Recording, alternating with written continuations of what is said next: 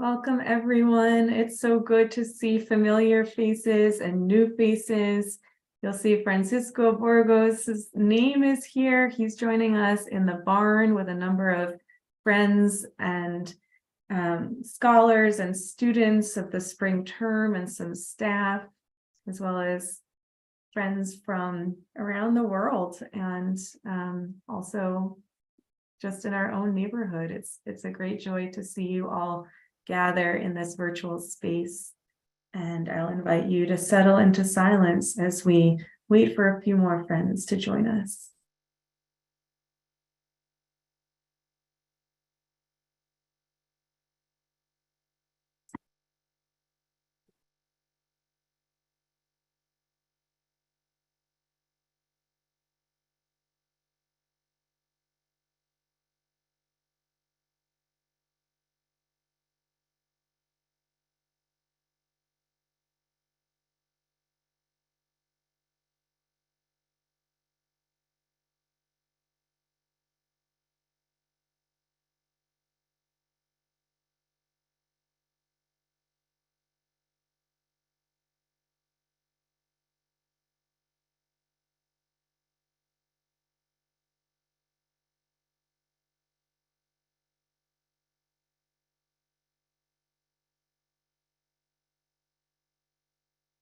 Welcome, new friends and old, to this gathering of our community. I'm seeing faces of our board and of our worship community and of our former staff and of our local supporters and friends from across the continents, across the oceans. It's really lovely to see all of you gathering as we prepare to hear the words of our friend in residence.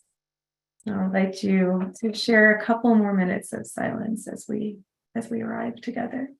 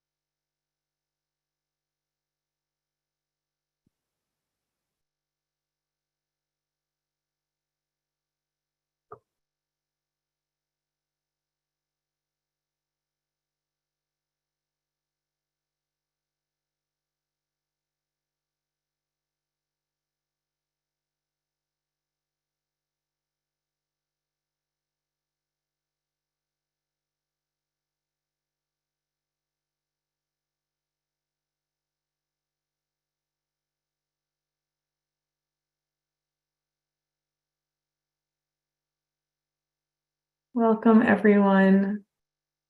A few more friends will join us, but I'm going to go ahead and get started. My name is Frances Kramer. I'm the Director of Education at Pendle Hill, and I'm really filled with joy right now to see this gathering of faces that I know and of names that I'm just learning today as we prepare to receive our April 1st Monday lecture, The River of Life. We are what we have been becoming, with Nim Njuguna. I'll be hosting tonight, and Anna Hill will be providing Zoom tech support. Before we begin, I'm going to orient us a bit to some of the tech aspects of our time together. I'll then say a little bit more about our friend Nim, and we'll enter into silent worship together, and Nim will speak out of the silence. After Nim shares his message, we'll open a question and answer session and conclude the night with a final moment of silent worship together. You may have noticed that we're live streaming this video to our YouTube channel, Pendle Hill USA. The only video that is being streamed will be of myself and Nim. Participant faces will not be streamed. I've enabled live transcription, so you should be able to access closed captioning. We do keep the public chat function off so that the participants are able to focus on receiving tonight's message. You're able to chat with me or with Anna the tech support person. If you're having technical difficulties of any sort, you should see host next to her name and Pendle Hill next to mine. That chat box to talk to us is at the bottom of your screen if you have any questions. During the question and answer at the end, you will be able to send your questions to me in the chat, and I will read them aloud to Nim, or I may synthesize them with other questions. You're welcome to also send questions over the course of the lecture as well directly to me, and I will save them for the end of the lecture. If you have any further questions, please message Anna or myself. And with that, I'm so excited to welcome Nim. Our friend Nim Njuguna is one of Pendle Hill's current friends in residence. He has been a Baptist minister, university and prison chaplain, and restorative justice trainer. He has taught spiritual direction courses at the London Center for Spirituality and tutored courses on spiritual accompaniment and racial justice at Woodbrook Quaker Studies Center.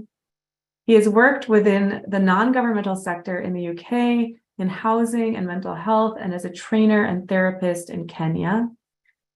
Nim has been a beloved spiritual anchor of our residential student program this spring, and a teacher and friend with whom I look forward to learning tonight and hopefully for many years in the future.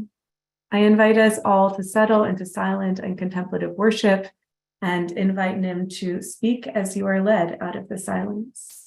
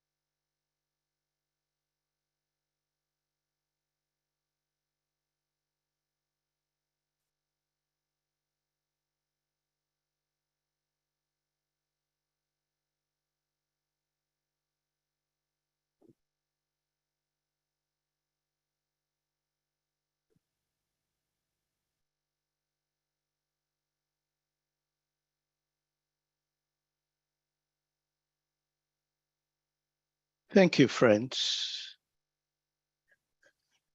Good evening, friends.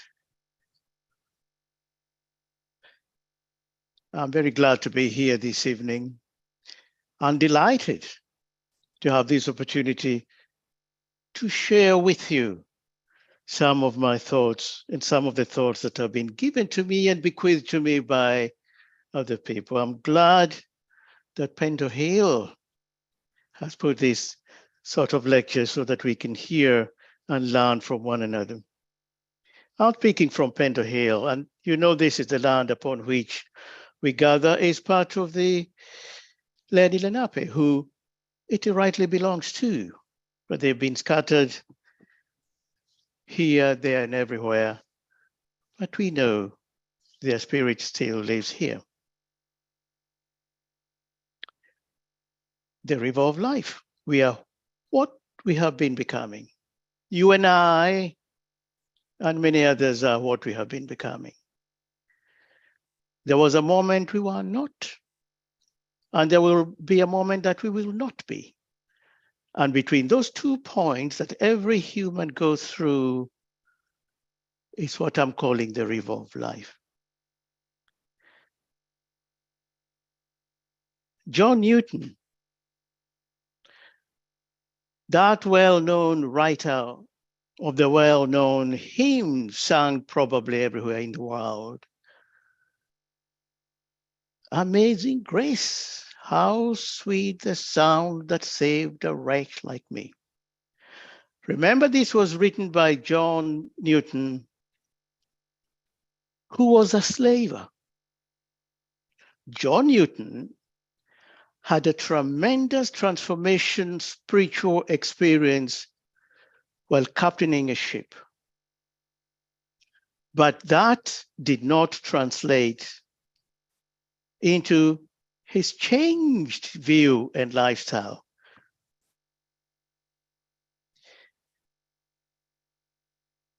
He continued to be a slaver, even after this tremendous conversion,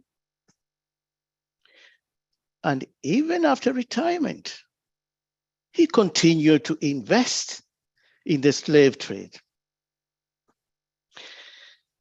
His inner transformation had not manifested itself outwardly.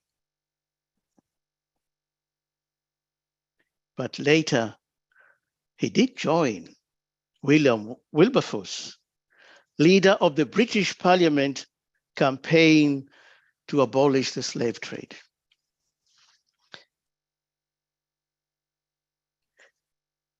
For 27 years of his last life on earth, John Newton pastored Mary Woolnoth Church near London. I had cause to use the church many times in carrying out part of my ministry.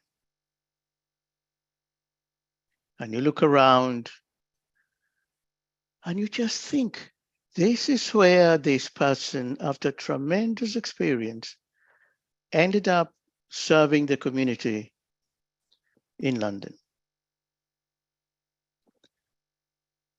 Mary Woolnoth Church is also the place we gathered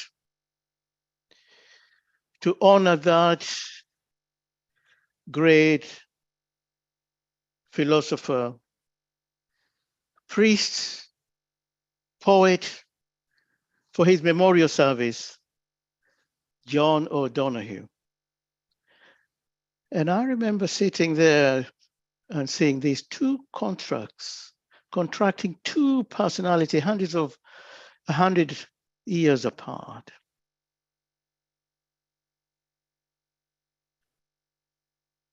One, John Donoghue, was telling us how to live now. And part of living now, if we have the first slide, please, is the revolved life. We have to go, and we are called to go down the revolved life.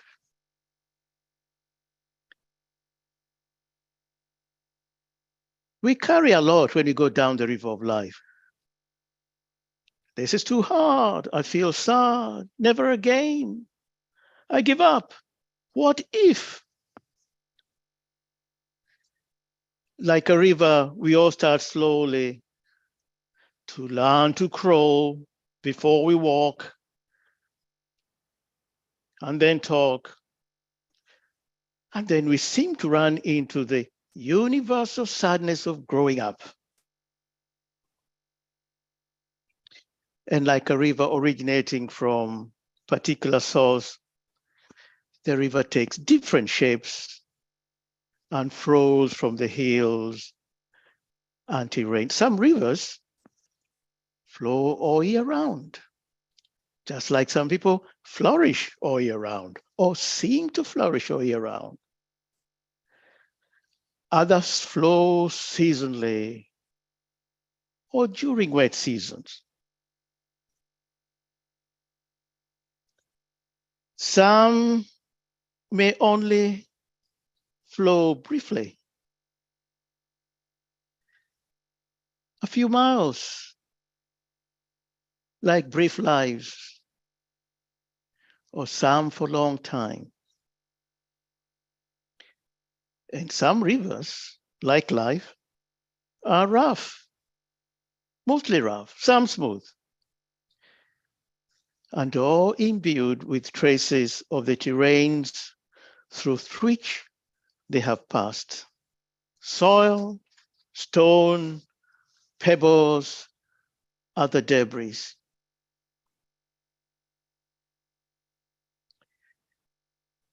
I have let them down again, says our screen on this river of light. I am bad. I can't cope with this. Pain, disappointments, joys, sorrows that lead us off track. Of course, most rivers ultimately move and fulfill their journey by uniting with the great ocean. And I believe that the ultimate goal of our life is to merge unto God. The journey of life is therefore never still and invariably seeking transformation. And now, in a world where identity is no longer given, but an open question. Who am I? For what am I here? What am I going to do with my life? And most importantly, am I going to make it?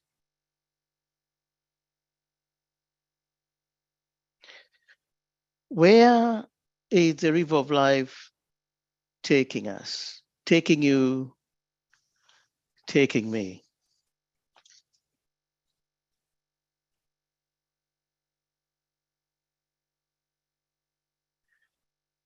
One of the things that the river of life is doing is to help us to try as we seek to transcend our spiritual limitation.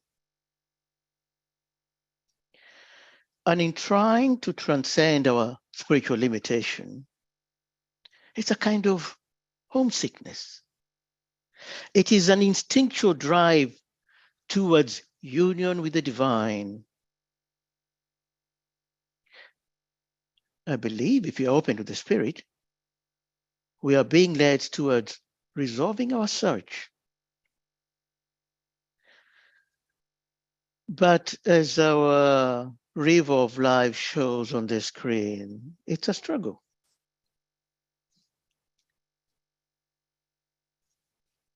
You and I sometimes, or most times, or have in the past, now or in future, struggle with divine struggle. Feeling of anger or disappointments with God. Feeling punished, abandoned, or unloved by God.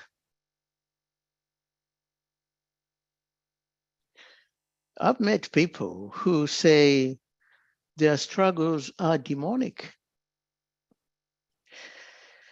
They take the form of worries that the problems are caused by the devil or evil spirits, feeling of being attacked or tormented by evil spirits. And some of us, as we go about our business, sometimes with confidence, unhappy faces, we still struggle with doubt, feeling of confusion about religions, spirituality, and being troubled by the big questions that don't seem to have an answer. We can't ignore these questions, but neither can we have a quick fix.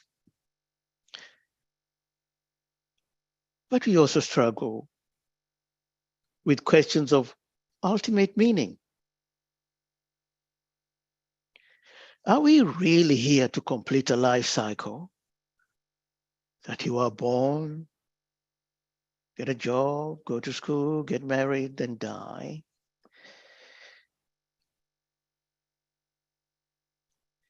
Isn't there a deeper meaning to life than what we encounter in our everyday reality?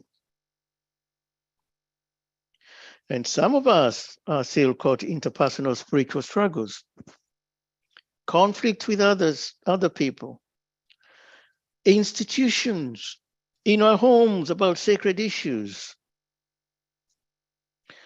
Some of us are angry at organized religion. We feel hurt, we've been mistreated or offended by others in relation to religious or spiritual issues. All these are struggles to be found as we go down the river of life, and each struggle makes us become whom we are becoming. Either we are resolving these issues, or they are too difficult, or they are overcoming us. They shape us. May we have the second slide, please? Now, are we going to shortchange ourselves? Putting a plaster on a septic wound? Trying to avoid the real start and finish that takes us, shapes us?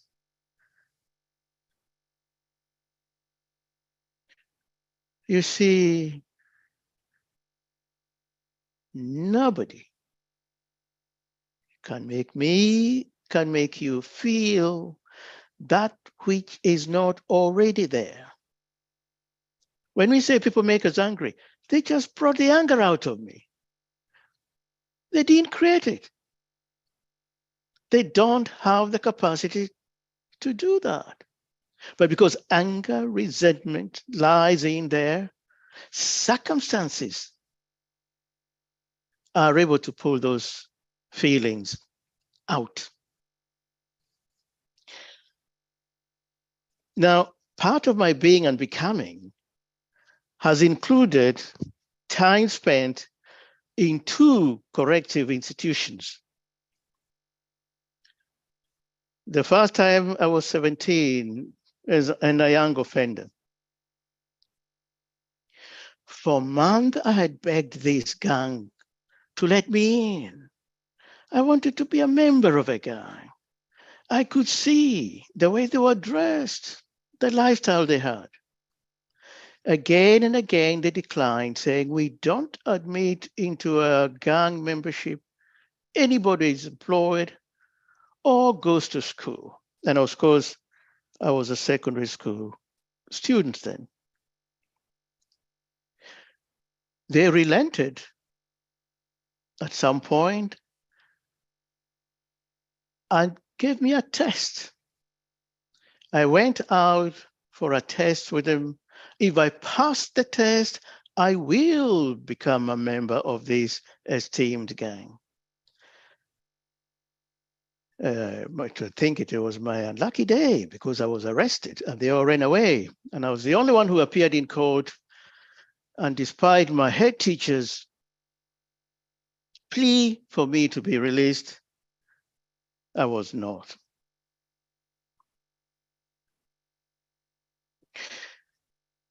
When I was released after 26 months, I had experienced a true conversion. I had begun a new life and a new awakening, spiritual sensitivity. The inner eye of the heart had been opened when I was serving time. One thing I smuggled out of that place was a piece of paper with 52 names of those who attended my Bible study held every morning before breakfast. That piece of paper is now laminated and has become an aid for reflection in counting my blessings. 50 years after that, I did go back and spoke to the young people. And my message was, failure is not final.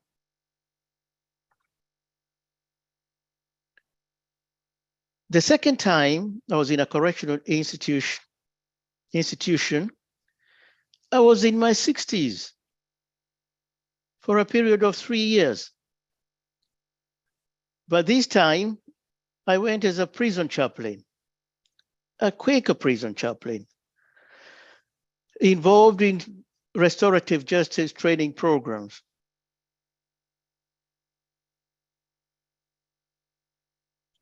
This time I didn't have to smuggle anything out, but came out carrying a manual for restorative justice training. So we are what we've been becoming. And we cannot assess the state of our inner lives without examining where we have been becoming from and how well we have been processing our emotional baggage. There is no following this red line on the screen to start and finish.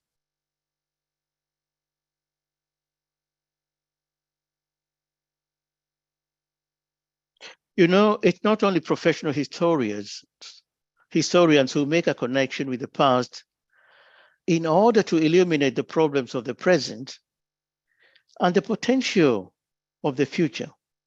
When we talk about living in the present, we are all aware that the present, the past, and the future we imagine, or the future we are bequeathed, affect our present reality. And some memories of the past affect us deeply, sometimes in a way we seldom realize or acknowledge. So tending to our own mind, body, soul, spirit, memory, imagination is crucial to our wholeness.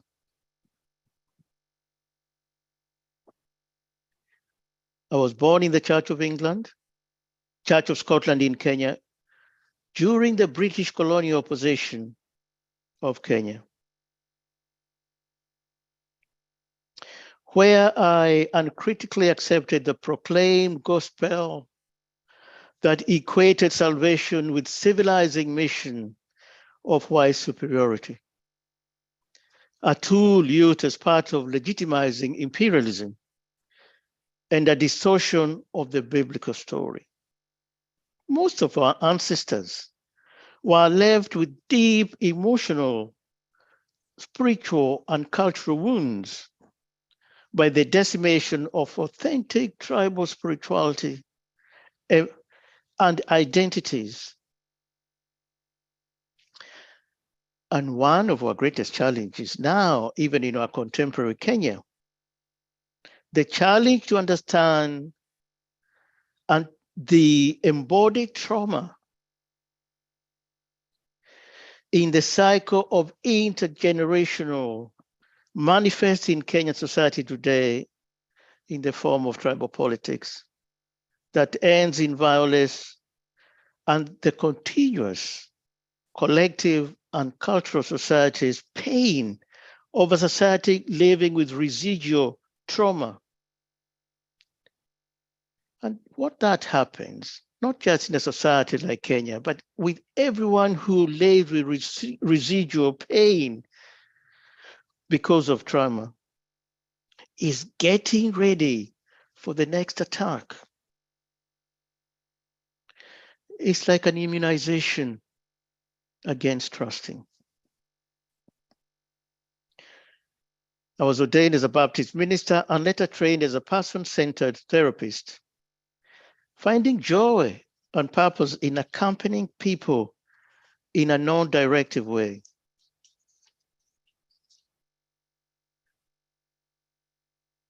I then started using a range of methods in order to understand and to try to find ways I could help individual people, religious, non-religious approaches that were helping people to find the healing within themselves. So you and I carry our healing within us. And sometimes, instead of giving our image to the alter ego, to parade the mask it is easier and helpful in the long run to find this healing within us, sometimes with the help of a community or friends, both friends with a capital F and a small f, or therapy. One long time in my ministry, I longed to know the real me, for I desperately wanted to be myself. And I don't think this is just for me. We all want to be ourselves. I had become tired with my various makeovers or crafted internal renovations to impress others. I was aware that my false self was ego-driven, self-serving, and totally unsatisfying. And then I woke up to the realization that my religious beliefs were a collection of ideas planted in me uncritically by others. When I came to this realization that my thoughts and actions were determined within the boundaries set by my socialization, misinterpretation of religious concepts that informed my faulty theological frameworks, I was greatly relieved and decided to take remedial action. If we want to truly know and be ourselves, we must empty ourselves to become selflessness, which to a large extent comes, we stop looking to people to validate our values and find our worth in God. Emptying ourselves allows the Spirit to lead us to find our true self with a given purpose. I used to test my students by telling them to complete a sentence, which was very interesting, fun, and also not fun for some people. If you are to be given a test and say, finish this sentence, for this cause came I into this world, what would you say?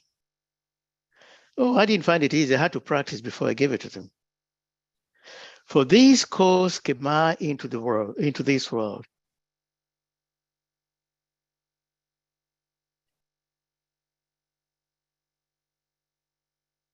The gifts of God makes us possible to accept God's forgiveness and God's love, which then makes it easy for us to be able to accept the vast range of human potential and possibility in our racial, gender, sexual identities, beliefs, values, ideas, ideals, even our abilities that are largely a product of our cultures. When I was struggling with my religious journey, my psychological journey, I've chosen a few books that are written by Americans because I'm speaking to you mainly here. One of them was John Powell. Why am I afraid to tell you who I am? And before he delves into it, he gives you the answer. I am afraid to tell you who I am because I might tell you who I am and you don't like what I am, and that's all that I am. What then do you do? What then do I do? Here I thought for the first time I'll reveal myself authentically to people and say, this is me, what's and all. I want you to know me as I am. And then you find that the me, the true me, the real me, the authentic me have rolled out, whether it's in our churches or in our meetings or among friends, they say, that's not good enough. The other chap that I liked during around the same time, and he is called the father of self-help movement to a certain extent, is Jeff Lair. He was a university professor, and in 1973, he published I Ain't Much, Baby, But I'm All I've Got, a non-academic discussion of self-esteem and life choices. And he is the one who first made me think deeply that joy is not in things, but joy is in us. And then we distinguish between joy and happiness. Happiness, we feel happy because we have a pay rise, or things are going well, or we have a birthday, or a party of some kind. But joy comes from within. It is not dependent on circumstances. So the cascading trauma, both in personal lives and collectively, as we encountered, first of all, we encountered the lockdown due to COVID. That experience delivered real heroes and real victims. And for most of us, we lie in between. Were you a real hero? Was you? Were you a real hero or a victim? Or were you in between?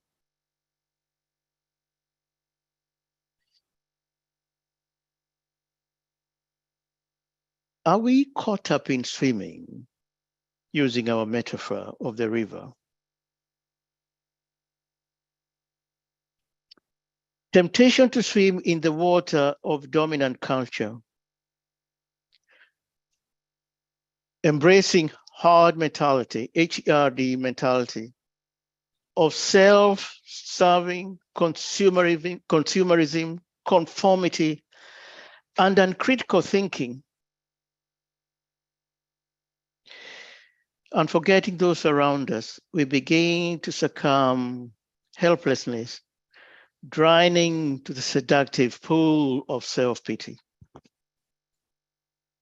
You see, when you wake up, or I wake up 3 a.m, when sleep evades us and we begin to examine our lives critically, we may encounter our alter ego,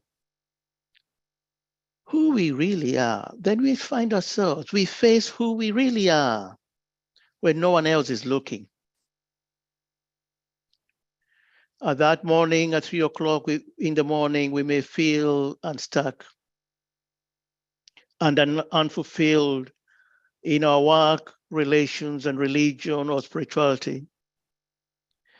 Reflecting on how our words are at variance with our actions, we may face up to the fact that our relationships are strained by our mistakes, and we seem to flourish and fail at the same rate. Additionally, we are whipped by our past memories, reminding us of the lives we have inflicted various wounds, intentionally or unintentionally. And this sometimes brings up immense guilt and regret.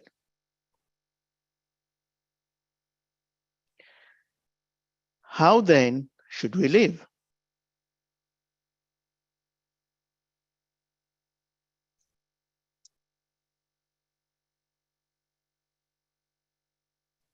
May we have the third slide, please?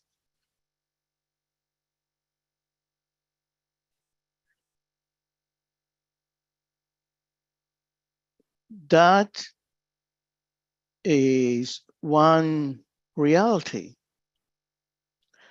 that we need to overcome.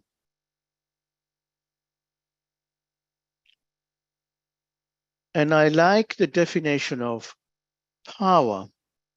One definition of power which says, power is the capacity to mobilize resources to attend to needs. Our power to control our own daily life is linked to how much control we have in other spheres of our life. Slide 4, please.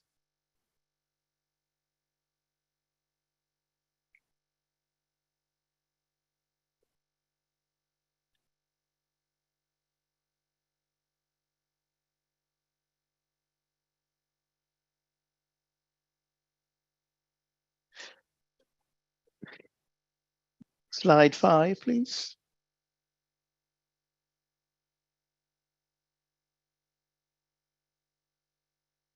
This is Liz. I'm going to read what she wrote after that picture that you saw. This is taken in Baruch in Kenya, where that's a little bit of a patch of land where we are going to have our ministry.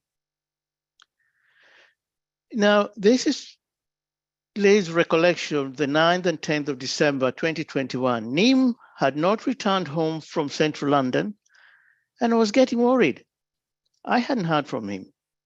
It got later and later and still no response to phone calls and text. I contacted one of our daughters and she couldn't get any response either. Eventually, I phoned the police to report him missing and started to phone hospitals. About 2 a.m., I decided there was nothing more I could do and prepared to try and rest. First, leaving the outside lights on and checking I would be able to hear the doorbell. Almost immediately, I lay down. The doorbell went. I could see through the glass police uniforms. They said Nim had been found on the truck at an underground station with hand injuries, and they would take me to the hospital. Once ready, they checked with me that I had picked up my phone and charger. They didn't say much out, and I sat in the back of the police car as it sped along with its blue light flashing, taking one of the main roads into central London. I can remember being aware that I was having this exceptional road experience while shaking all over and praying, aware I wouldn't be there if they didn't think it was very serious. We arrived at the rear door of the Incident and Emergency Intensive Care Unit of a major trauma hospital. One officer said he would go and check what the situation was. He returned to say he is still with us. I realized they thought Nim would not survive. Nim was having a brain scan, so we were shown to a place to wait in a corridor.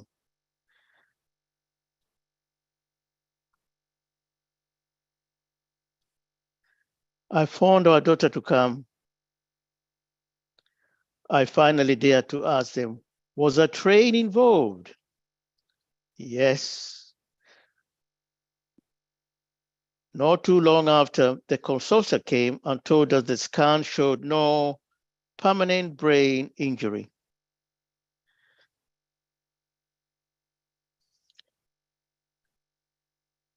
Could you go back to the other, please?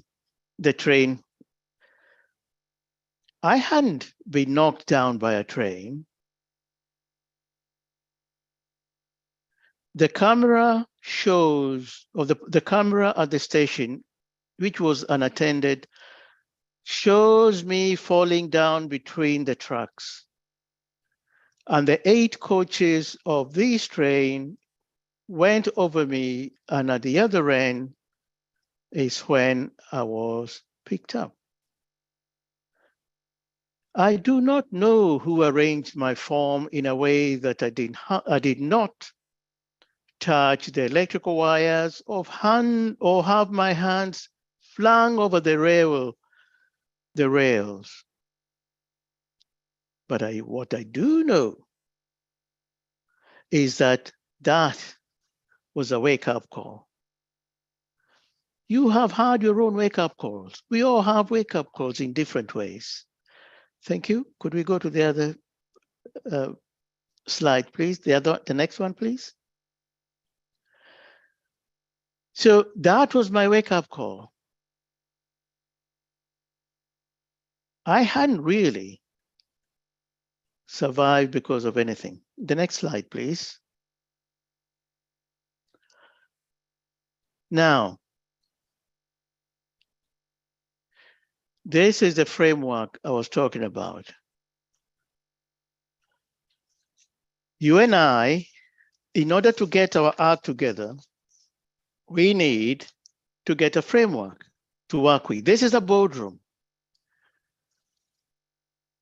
We need to call a conference of our soul, mind, body, imagination, memory. And some of us bring an alter ego to the room. We come in the presence of the light. Now, whoever you are, whoever I am, you and I are devotees of the light.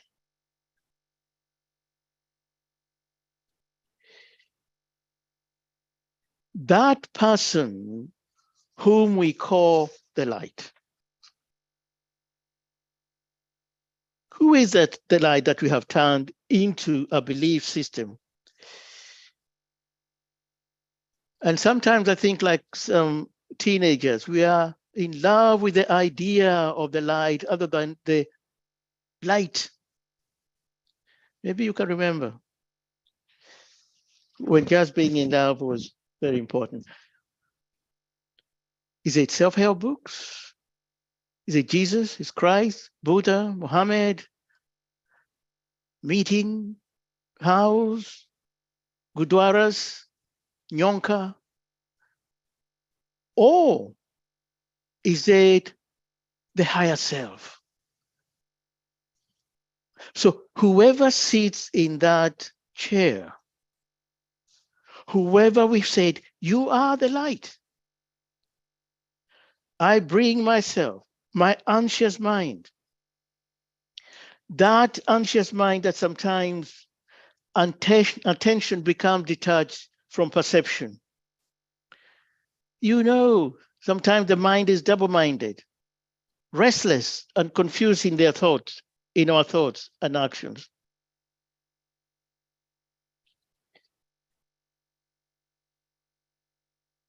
When you take your mind, when I take my mind to the light for healing, in your experience, not in your theoretical framework or my theoretical framework of healing, does whoever sits in that light heal your mind?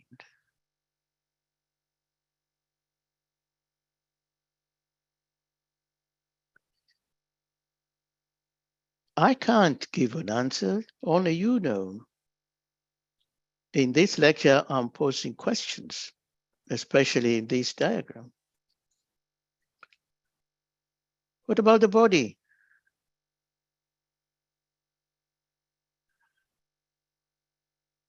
It's very interesting. Some of our New Year's resolutions is saying exactly the things I'm not going to do this year that affect this holistic self. And part of the body, I'm not going to start doing these, I'm going to start exercising, or I'm going to start doing. And then we find sometimes we can do it and sometimes we can't, depending on where we get our strength, our healing, our support, Some people only concentrate on negative body image. That's much more than that. The body talks. The body tells us. That's why we talk about being heartache, or have cold feet, or have a gut reaction, or a shiver down your spine or mine. The body can be riddled with stress or pain.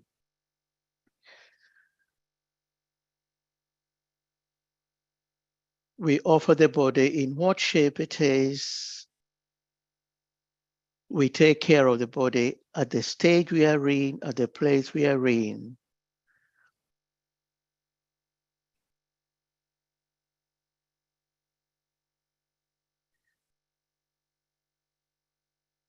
Some of us get whipped by our memories so much,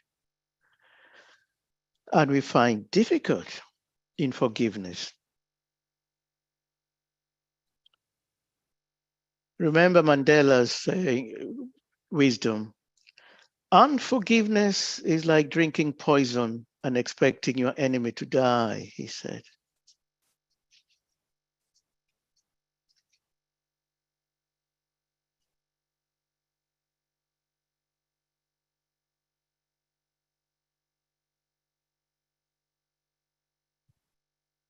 God has not given us a spirit of fear, but of love, power, and a sound mind.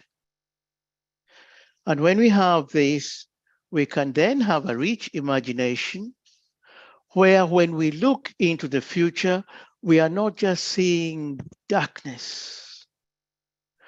There is a way through. But power without love is reckless and abusive. And love without power is sentimental and anemic. And a sound mind without love and power is superior, overbearing, and self-entitled. Power at its best is love implementing the demands of justice. And justice at its best is power correcting everything that stands against love. That is Martin Luther King.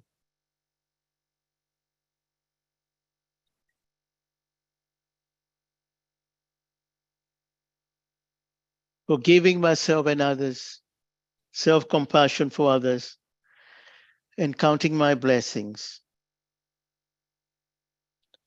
is what we are called for, to live and to cruise down this river of life in a way that is meaningful.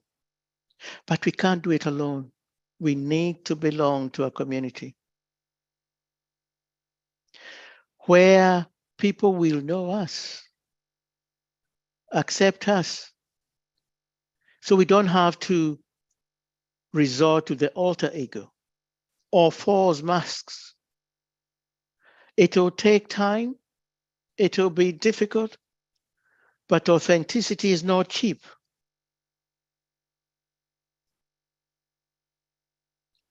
The next slide, please.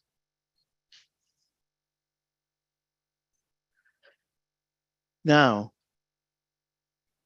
who conditioned you to see Africa, not to see Africa as it is?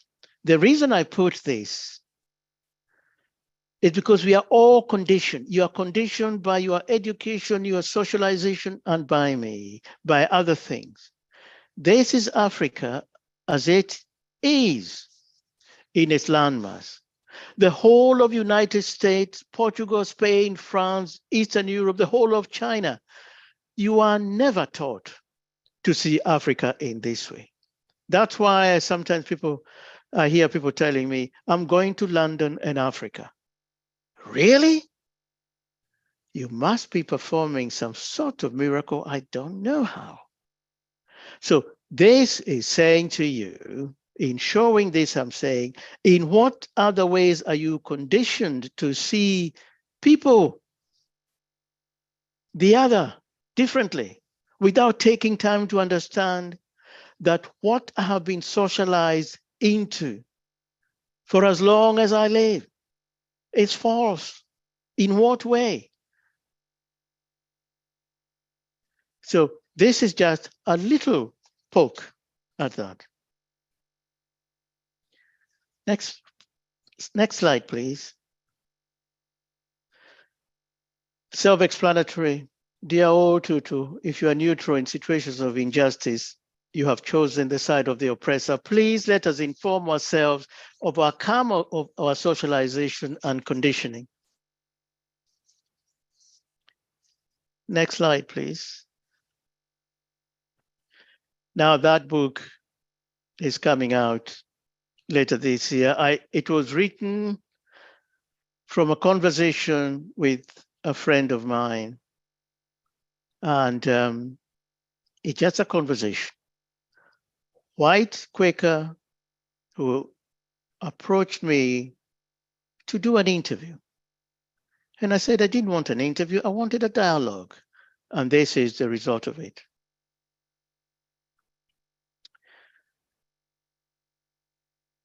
The last thing I'm going to do is just to read you a little bit from another American, thank you, another American author. It's from his book, All of What I Really Need to Know About How to Live, to Do, and to Be, I Learned in a Kindergarten. These are the things I learned.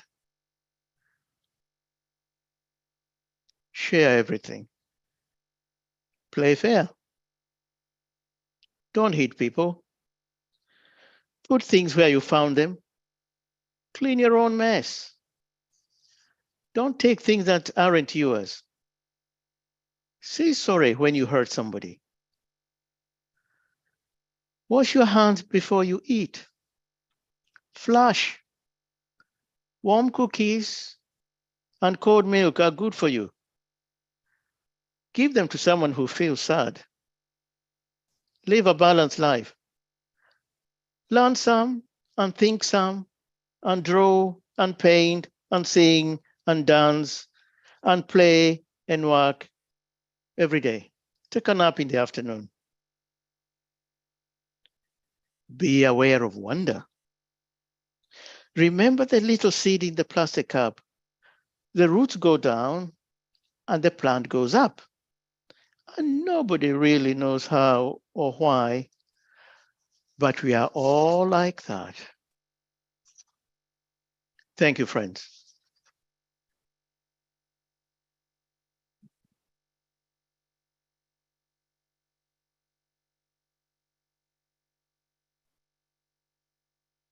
Nim, thank you so much.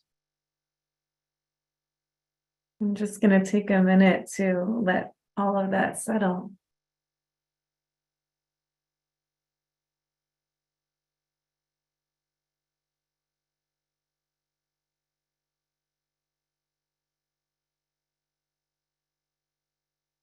Friends, this is the time that we get to transition into a conversation with our friend Nim.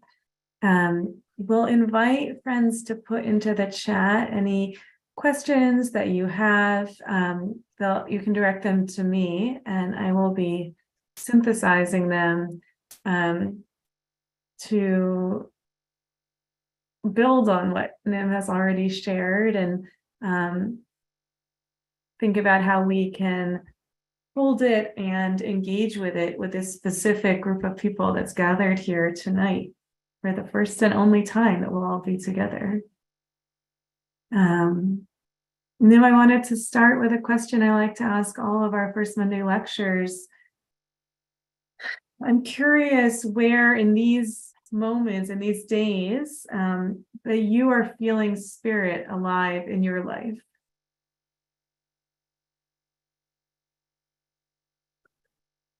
I think is within the possibility of knowing the future does not belong to those who predict the future. The future belongs to the Spirit. And having recently moved to Kenya from England, it is with the expectation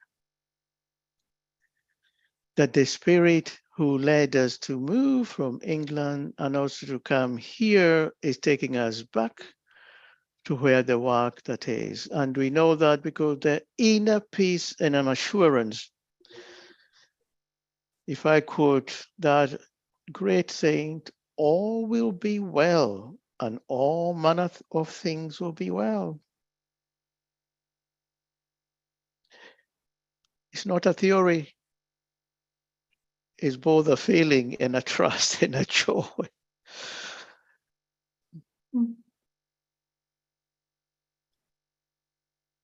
Thank you for that. I've been thinking a lot. You've mentioned several times to friends in the spring term the sense that you are only here this one time, that you're here in Pendle Hill now, and you're very aware you may not be back this way again, and so you're leaning into everything that's possible while you're here. I wonder if you could share with friends a little bit about your experience at Pendle Hill, any reflections you have on the community that we've been growing here, that you've been part of.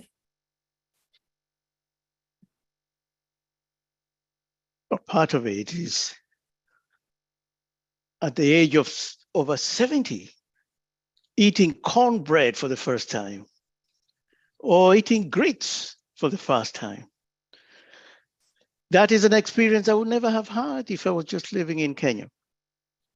But the other experience is, of course, meeting wonderful people, people who have made me unlearn some of my views, learn new things, especially in that capable hands of Marcel. Marcel is a good teacher who, in a humble way, would make spirituality come alive. I have encountered people who have made me think that the world is much better a place because of having met them. And also the attention. If I may never see you again in this life, but that moment we spend together is important. It's a sacred moment. It's not just a casual thing.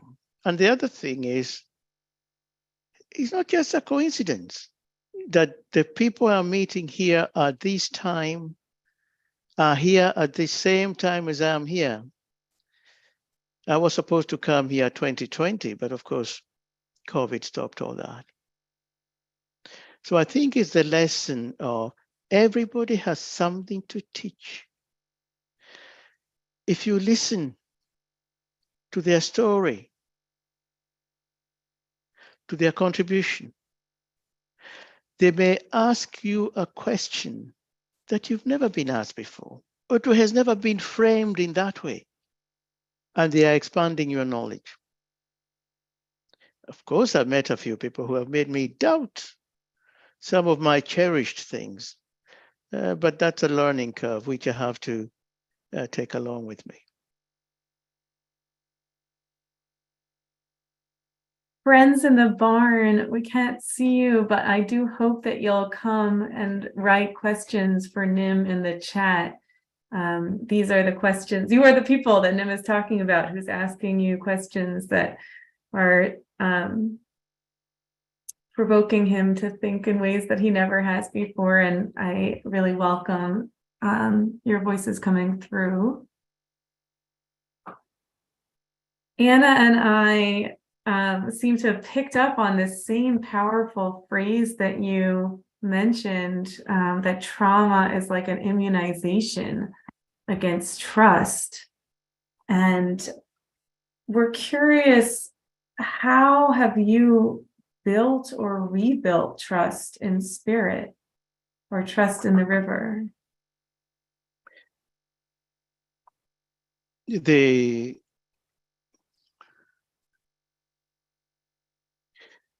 growing up during the colonial days is knowing you are dependent on the colonial power. Not only in colonial power, every time we are dependent on people with power,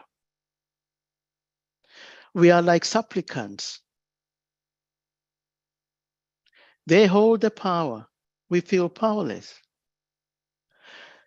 And what I have found, whether it is issues of racism or colonialism, I have found friends like the one we were in conversation about the book. We begin to say, let's have a conversation, let's have a dialogue. And then we move into our healing space, independent Black and white spaces to heal ourselves of the trauma or to understand, to give each other support. But we don't stay there forever.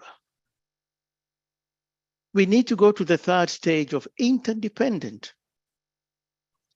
That is where Black and white, men and women, straight and gay, able-bodied, we meet in the interdependent. But we must, in my opinion, go through this independently to heal ourselves, our socialization with one another. This is why I like some of the courses Woodbrook ran for whites only, to get in touch with your inner bias. We have a Black and brown and people in a group in London. Again, is for colored people to heal themselves before we come to the interdependent. I need you as much as you need me so that we can save the world. Otherwise, we will sink together. But if we are still caught up in this unhealed, unhealthy debating, yes, racism exists. Yes, sexism exists. When are we going to say, let's heal ourselves and interdependently become one? If we sink through environmental disaster, it will not choose whether you're a man or a woman, Black or white. The catastrophe will sweep us all. So how do we move from being dependent to healing ourselves in our own independent sphere in order to work interdependently?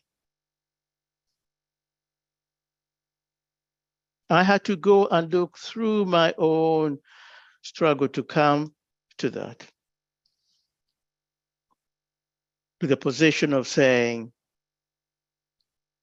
it is clear to me, things can't go on like this in my own life, in the lives of those I know. We need to work interdependently.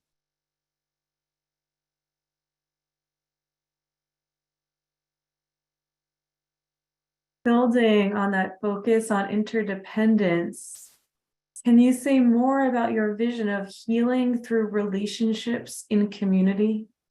And can you tie a question? Does this tie into the ministry you carry in Kenya? We're going to live in, yes, it does, because we are going to live in subsistence farmers. It's just outside Nakuru. And this part of the community is made up of survivors of tribal clashes in Kenya in the past. We're working with the Ministry of Books, Library, giving a community a space to come together in order to overcome tribalism. We are calling it detribalizing your mind. How do you get people to face that accept tribal pride, cultural pride is acceptable? It's tribalism that is not. And in the 70s, on a scheme funded by the World Council of Churches, I used to take students, secondary school students, from one tribe to live in another tribe for 2 weeks. The program did not continue, but what we saw in those early days, dialogue, conversation, building trust, honesty. So what we are doing in our ministry is creating a space where people can come and meet. Some of them don't have enough land. We have enough land to be able to create a space for the community. And that is what we are hoping to do and planning to do.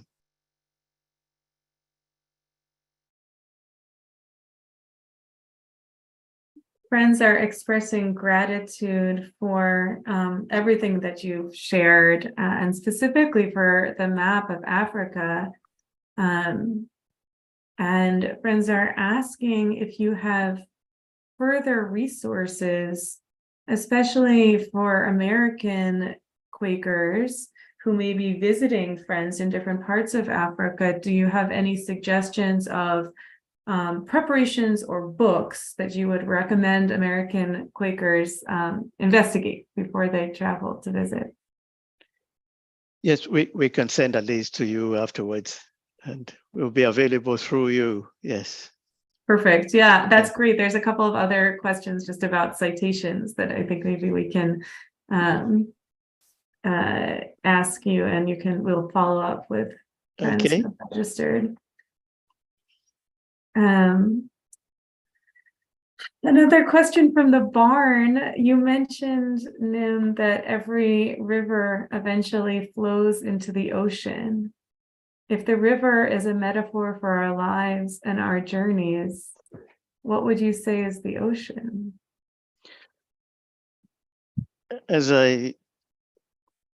Part of it is what I said, that there was a moment we were not.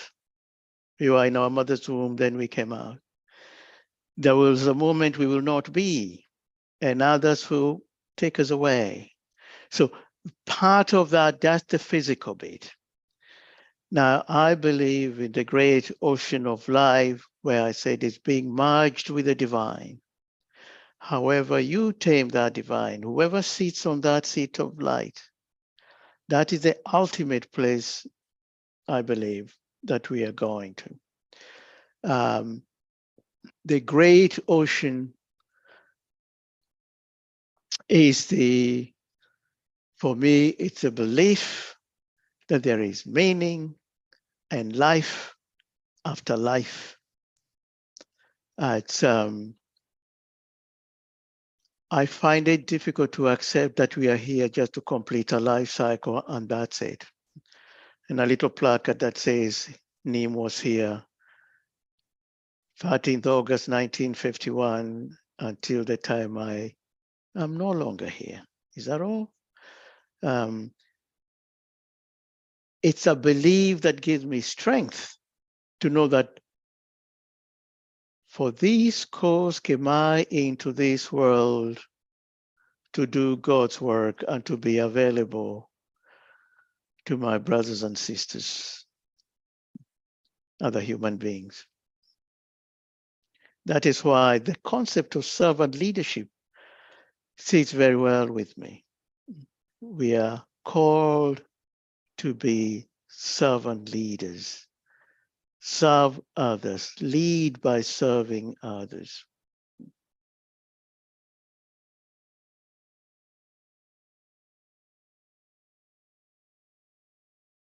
Thank you for that.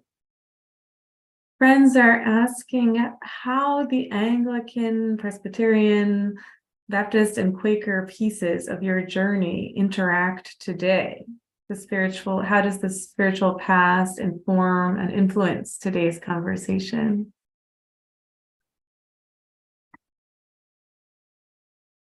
I think it's very much like when you say, I'm a parent, I'm a neighbor, I'm a churchgoer, or I go to a meeting. We all have multiple identities. Not multiple personalities, but multiple identities. And these multiple identities, we are the one person being able to play these many roles, just like the roles we bring into a conference to harmonize that.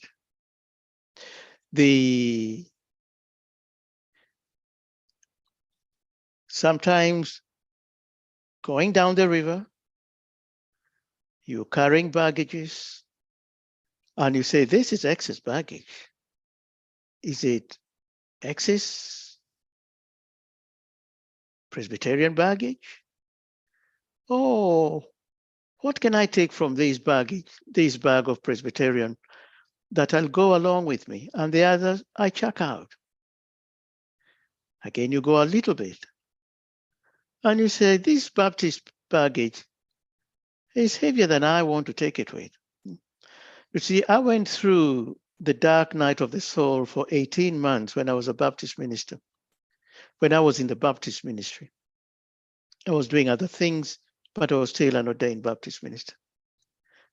And after that, I knew that was the end of the pulpit ministry. I found Quakers. And therefore, when the luggage is heavy, go through it. See, what is it I'm carrying that I don't actually need to carry it with me? You and I need to find a way of living well, traveling light, so that we can end up well, even traveling more lightly. And this means you go into the bag every time and throw out things that we don't need. You see, I'm almost sure each one of us tonight, if you go into your wardrobe, there are clothes you haven't worn for months, some even for a year, or shoes you haven't even worn for 6 months. Those are the things I'm talking about, extra baggage. Traveling light is not just in mind, body, soul, and spirit, memory, and imagination. It's also in possessions. And dive into the luggage. Do I need all these things with me? So whether it is checking out Baptist and things, or even some Quakerly thing that I think it's a baggage. Carrying this as a Quaker is a baggage. Remember, I come from a country that has the largest Quaker community in the world. And yet, for some, I find it difficult, as one used to unprogrammed meeting, to worship. I don't call what they do, the way they worship, baggage. But some of the things I cannot, in clear conscience, find the fellowship that I seek.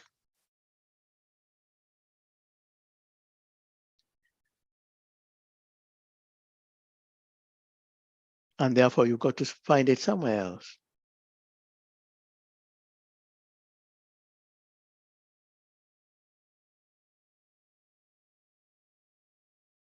That brings us to this question, building on what you shared. I don't want to tell you who I am, because if you don't like it, that's all that I am.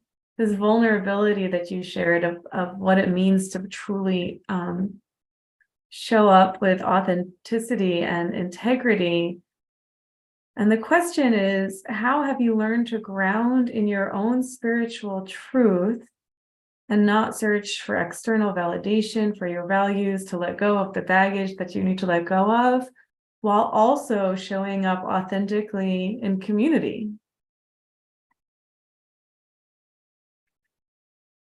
Oh, these calls keep my into the world. Once you get that for yourself, why am I here? And then you find a community to help you. I've been meeting for the last 5 years, 6 of us. We are all spiritual directors from different churches. We used to meet, and to be real to one another. This is where you let it all hang out. You know, this group, this community accepts me as I am. We need people we can be totally honest with, so that if I tell you who I am, and that's all that I am, you will say you're in good company. Because I am a kindred spirit. But wearing masks from one meeting or one church or one friendship to another. I had a client of mine, a therapy client, and I used to say to her, now, this is the 6th person you fallen in love with within the last 18 months. Did you tell him truly who you are and be honest with him? He said, oh, no. Why not? Oh, he might not accept me. And I said, what about him? Did you think he told you all the truth? I said, oh, yes, I think he's very honest. And then within a few months, this person is a well-to-do person. She's an actor. She's been on British television. And then she would say, oh, no, all the truth he told me was not true. We cannot make instant friendships. They don't come instantly. That's why that little drawing we saw, it's hard work. It's not just coming around the corner from beginning to end. We got to know one another, to grow trust. But often we are not allowed to. Again, I had a client of mine who told me, didn't want to go to that meeting. I hate being in that meeting. I don't want to go. I don't why I keep going. I said, why don't you stop going? I said, then they'll be talking about me and why I am not there. Being defined and redefined by people. They might talk about you, but you are not there. You're not hearing it. It's your imagination. But we need one another. We need people who will say, you're wrong, or I don't see it the way you see it. You see, if you agree with me on every point, you are not being yourself. And if I agree with you on every point, I'm not being myself. It doesn't mean it's a disagreement. We could have a conflict or even of priorities. It's not a conflictual thing. We agree, but our conflict is about priorities. And therefore, I'm seeing it differently and you are seeing it differently. So the third way of interdependence is also the third way of saying, don't tell me what reality is. Tell me how you see it. And when you tell me your reality and it is at variance with my reality, then let's have a dialogue. And there emerges a third way that enriches us. You are enriched and I'm enriched because the third way is synergy between our two ways. But this is ongoing relationships where we forgive one another, we exercise self-forgiveness, unforgiving others, self-compassion, and compassionate approach to the other. But if it's just I can remember a client and saying to me, I'm no longer talking to him. I said, what? The person had said some bad things about this person. And I said, what about the 30 years you've had this friendship? Just because you had one quarrel, 30 years are thrown overboard because of unforgiveness.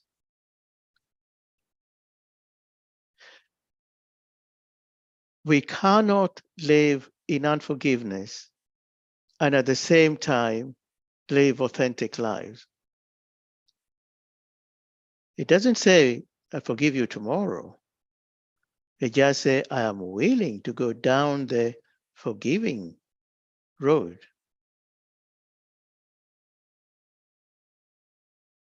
I may not be empowered today to forgive you, but my need to be able to forgive, that is part of our spiritual practice. But friends, most of us know how to exercise our bodies daily, to feed it daily. What about our spiritual, our mind, our soul, our imagination? How are we feeding it daily so that it's growing, it's developing?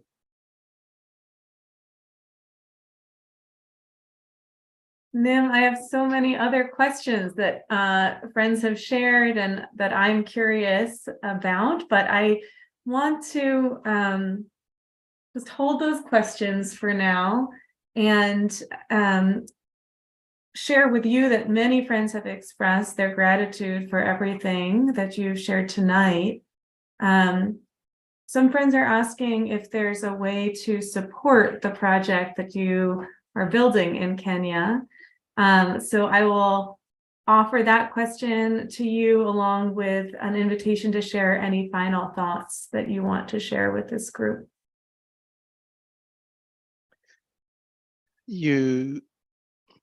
First of all, you are all welcome to Kenya, but don't come at the same time. It'll be good to come one at a time. You can get in touch with us through Pendle Hill, and we can tell you ways that you can support what you're doing. But to be truly honest, it will be good to visit, come and see what we're doing.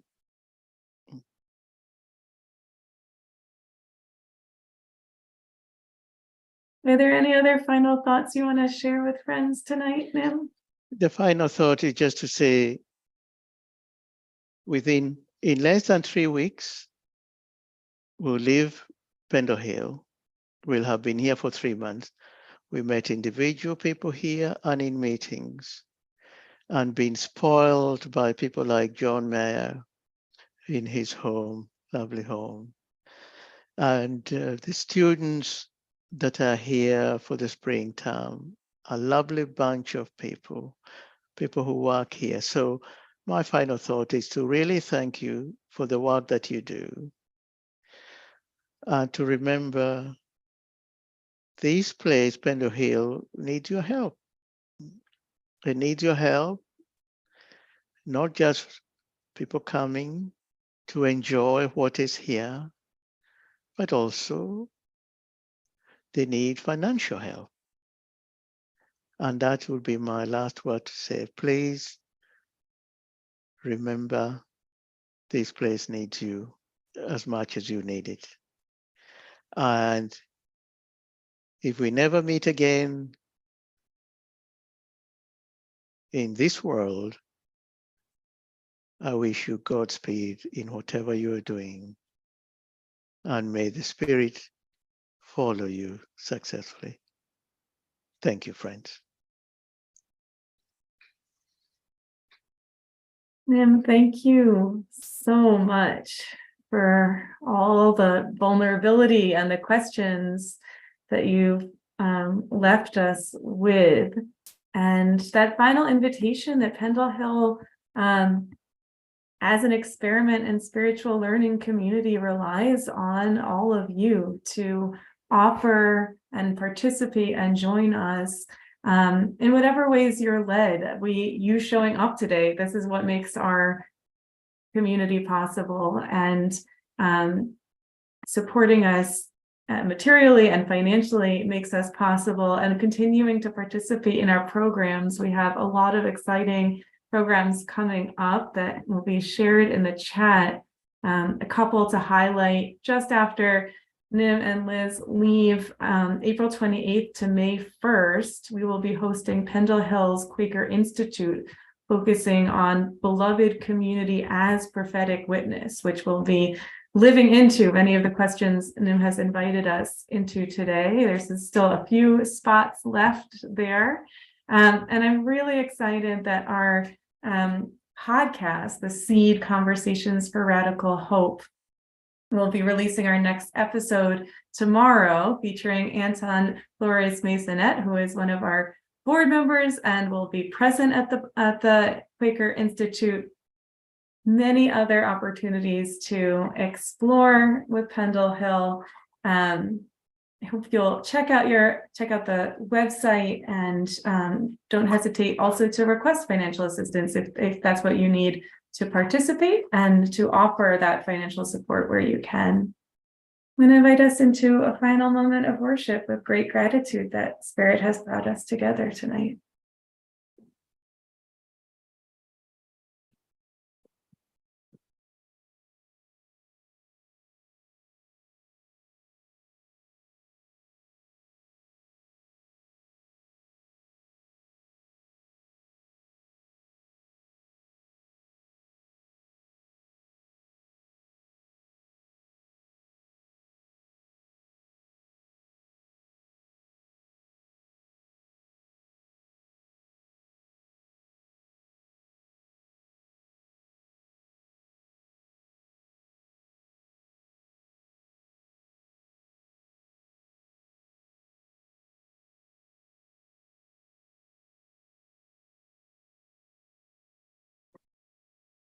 Thank you, friends.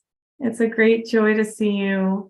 I will note that the citations may take a little while to get to you as a follow-up, but they will be posted on our YouTube recording. So if you're looking for citations from this evening, when Nim shares them with us, we'll post them to our YouTube recording of tonight. Thank you, friends. Oh, let's unmute, friends, so I can say goodbye. Okay, you should be able to unmute now. Bye. Bye. Thank you so much. Thank you. Thank you. Good friends. night.